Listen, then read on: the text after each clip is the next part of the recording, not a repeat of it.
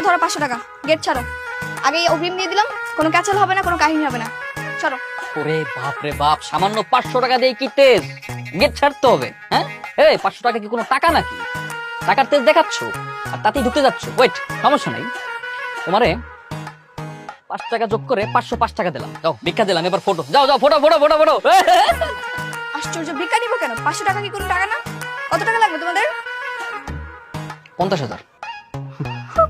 ওরে বাপ রে, 50,000! 50,000 টাকা কখনো চোখে দেখছো? আসছে 50,000।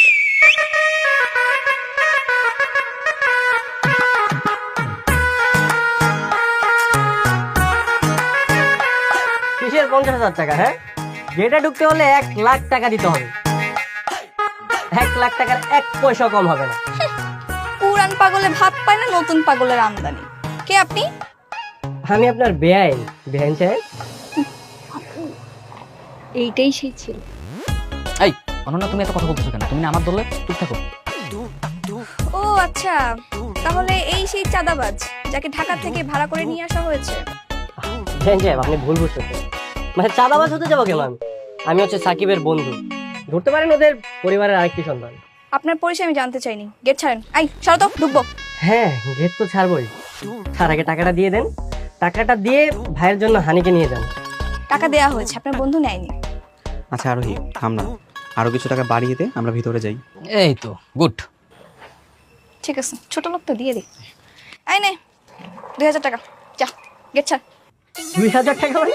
বেআইন সাহেব, কই আগার তলা আর কই চকির তলা? হ্যাঁ, কই চাইলাম 1,00,000 টাকা আর কই 2,000 টাকা। বেআইন সাহেব মনে হয় অঙ্ক শেখেনি। এক্সকিউজ মি, আপনি কি ছাগল? কখনো দেখছেন গ্রামের বিয়েতে কখনো 1,00,000 টাকা দেয় গেটে? এই যে বেআইন সাহেব, আমি খুব ভালো করেই জানি এই বিয়েতে না কোটি কোটি টাকার লেনদেন চলছে। আর 1,00,000 টাকা এর তোমার তো সামান্য ব্যাপার। সোনামণি, সুন্দরভাবে টাকাটা দিয়ে মিষ্টি মুখ করে ভেতরে যাও। দিব না। বাহ বাহ বাহ বাহ বাহ, শান্ত ভাই কিন্তু খুব সুন্দর করে কথা বলে আর হ্যান্ডসাম। আচ্ছা দেরি করছো কেন? দিয়ে দাও, সমস্যা কোথায়? এই চুপ থাক তুই, বেয়াদব একটা। ছেলে মানুষ দেখলে একদম গদগদ হয়ে যায়, দেখছো? এই যে ম্যাডাম, প্রসঙ্গ না কেটে আপনি শুধু টাকাটা দেন।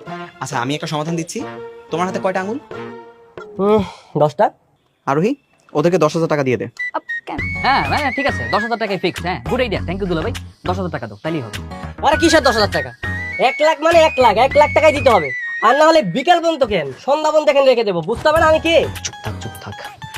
টাকা পয়সা নিয়ে তো বেশি গেজাইস না ছাগল। টাকা পয়সা মূল কাহিনী না, আসল কাহিনী হচ্ছে শরবত। শরবতে গোবর মেশানো আছে, সেটাই খাওয়াবো, ওদের বুঝিস নাই। চুপ থাক। আচ্ছা, মূল কাহিনীটা না? হ্যাঁ ঠিক আছে, সমস্যা নেই। তাহলে আমাদের 10,000 টাকা দিয়ে দিন, কোনো সমস্যা নেই। হ্যাঁ, আপনারা মিষ্টিমুখ করেন না, শরবত খান। আর ব্যাংকে কোন শরবত দিব? হ্যাঁ, বেনের জন্য স্পেশাল শরবত আছে। বেন, এই শরবতটা আপনার জন্য, এটা আমি আপনার জন্য বানিয়েছি, নেন খান। দেখছো, ইচ্ছায় বলে ছোট লোক। কখনো কি দেখছেন বরকে বাদ দিয়ে বরের বোনকে খাওয়ানো হয় শরবত? না না না, দুলাভাইয়ের জন্য আছে তো, দুলাভাইয়ের জন্য বাকি শরবত আছে, এটা আপনার জন্য। আপনি স্পেশাল মানুষ না, স্পেশাল মানুষের জন্য স্পেশাল শরবত, প্লিজ। এত সেদে সেদে খাওয়ানো হচ্ছে, তার মানে নিশ্চয়ই কোনো মতলব আছে ভাইয়া। আরে কোনো মতলব নাই, বিয়ে বাড়ি তো, হয়তোবা একটু লেবু বেশি দিয়েছে, নয়তোবা চিনির বদলে লবণ দিয়ে রেখেছে, এছাড়া কোনো ঝামেলা হবে না। সাচি কিউট। হ্যাঁ এটাই, এটা তো তেমন কোনো কিছু নেই। এটা হচ্ছে স্পেশাল খেজুর গুড়ের শরবত, যেটা ইন্ডিয়া থেকে আমদানি কৃত। এই তাহলে এটা তুই কেন? এটা তো আমার খাওয়া উচিত। আমাদের বাবা। না না না ভাইয়া, আমার কেন জানি সন্দেহ হচ্ছে। ওরা ওদের একদমই বিশ্বাস করা যাবে না। তুমি রেখে দাও, খাওয়া শোন, দরকার নেই। বাকি শরবতগুলোর প্রতি আমি একদম ভরসা পাচ্ছি না। কোনটার মধ্যে আবার মরিচের গুঁড়া মিলিয়ে রাখছে কে জানে। তার থেকে ভালো এটা আমি খাই, তারা আগে প্রমাণ করি। এই খান, সামনে আসো তো। একটু হাতে নাও তো, খেয়ে দেখো কেমন লাগে। ঠিক আছে? আছে, মজা আছে তো। কেমন যেন একটা ফ্লেভার। ফ্লেভার দিয়ে কি হবে? মজা যেহেতু আছে, এটা আমিই খাই। দুলাভাই আপনার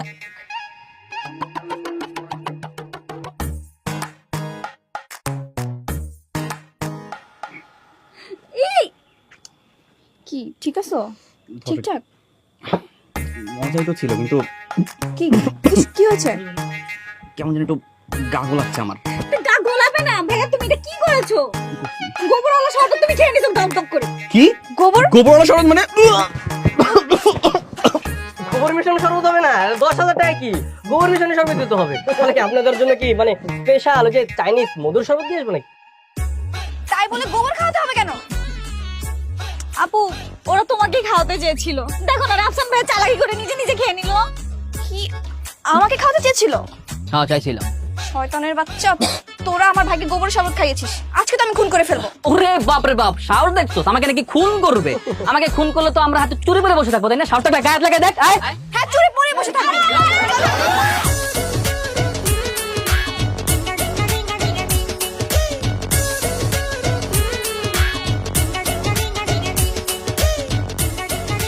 কে কি? আরে ঝগড়া করতেছিস কেন? ওদেরকে আসতে দে। কথায় কথায় তোদের ঝগড়া কেন করতে হবে? এটা একটা আনন্দের দিন, ঝগড়াঝাটি থামা, আনন্দ ফুর্তি কর। যা তো, ওদেরকে বল ঝগড়া থামাইতে। এই রাস্তা থেকে আসেন। হ্যাঁ আসেন আসেন।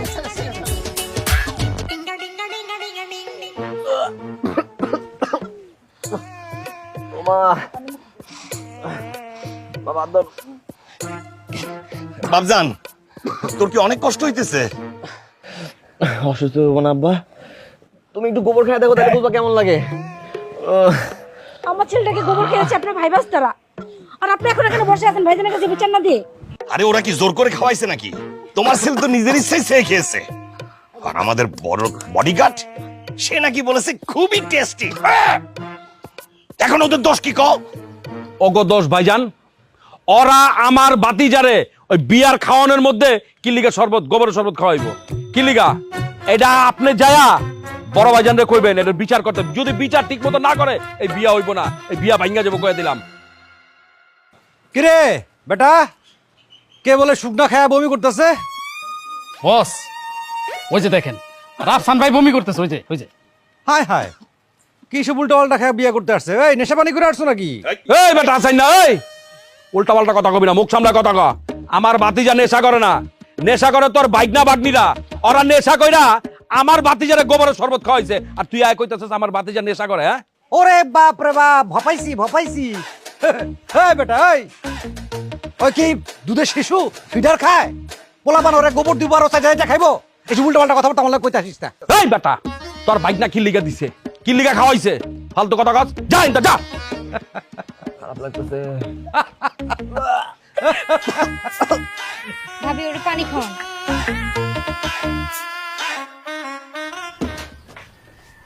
বলো, কি বলার জন্য ডাকছো? নিন মিষ্টিটা খান। মিষ্টি কেন খাবো? আরে মিষ্টিটা খেলে আপনার গা গলানোটা কমে যাবে, মুখের মধ্যে যে অস্বস্তি ভাবটা হচ্ছে ওটা কেটে যাবে। নিন। বুঝলাম না, ভাই গোবর পানি খাওয়াইছে, বোন নিয়ে আসছে মিষ্টি, এটার মধ্যে কিছু মেলানো নাই তো? না, কিছু মেলানো নাই, বিশ্বাস করতে পারেন। খান তো মিষ্টিটা। করলাম বিশ্বাস।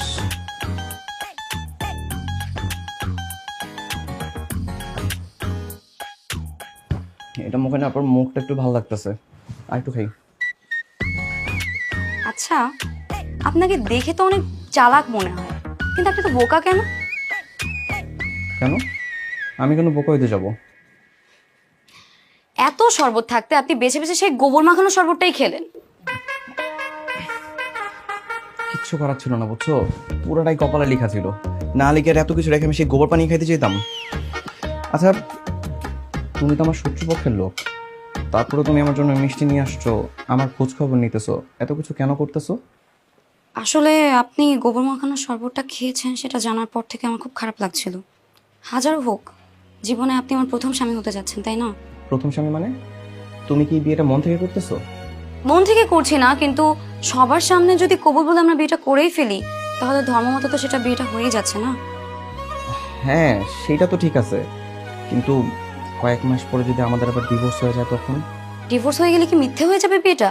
বিয়ে তো বিয়েই, হাজারও হোক। এই বিয়েটা সারা জীবন আমাদের মনে দাগ কেটে থাকবে। এই স্মৃতি আমরা কখনোই আমাদের মাথা থেকে ভুলতে পারবো না। হ্যাঁ, তাই তো। ওকে, এখন শরীর ভালো? আর শরীর ভালো, সকাল থেকে এই পর্যন্ত কতবার যে ওয়াশরুমে গেছে আর বমি করছি তার তো হিসাব নাই। পুরোটা শরীর দুর্বল হয়ে গেছে, মনে হচ্ছে আবারও যাইতে হবে। আচ্ছা ঠিক আছে, আপনি তাহলে রেস্ট করেন, আমি ডক্টর ডাকি। আর যদি শরীরটা খুব বেশি খারাপ লাগে আর মনও যদি খুব খারাপ লাগে, আমাকে একটা কল দিন। আসি।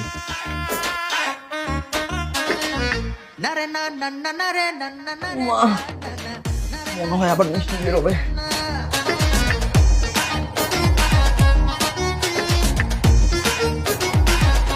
সব সখীরে পার করিতে নেব আনা আনা, তোমার বেলায় নেব সখী, তোমার কানের সোনা সখী গো।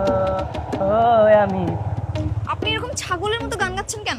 পেছনে এত সুন্দর একটা ব্যান্ড শপ থাকলে গান তো ধরতেই হয়।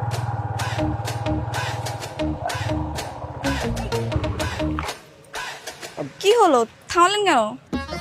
বিহান সাহেব মানে বাইকটা না স্টার্ট নিচ্ছে না। স্টার্ট নেবে কি করে? আপনি যেভাবে একটু পর পর ব্রেক করতেছিলেন, বাইক তো এমনিই নষ্ট হবে।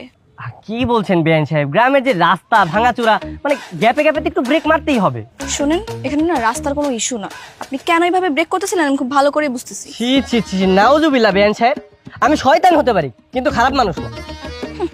আপনি যে কেমন মানুষ আমি সেটা খুব ভালো করেই বুঝতেছি। এবার কিভাবে যাবেন সেটা ব্যবস্থা করেন। কিভাবে আর যাওয়ার, আমি একটা কাজ করি, আমি বাইকটা টেনে নিয়ে যাচ্ছি, আপনি পেছন থেকে একটু কষ্ট করে ধাক্কা দিবেন, ভালো হবে। আমি ধাক্কা দিব না, আপনি নামেন নামেন।